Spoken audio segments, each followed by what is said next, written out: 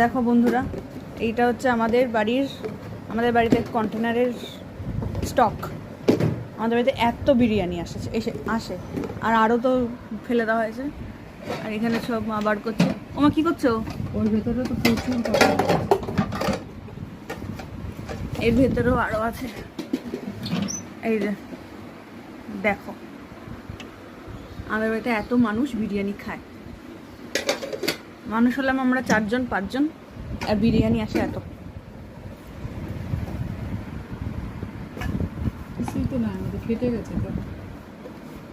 এইগুলো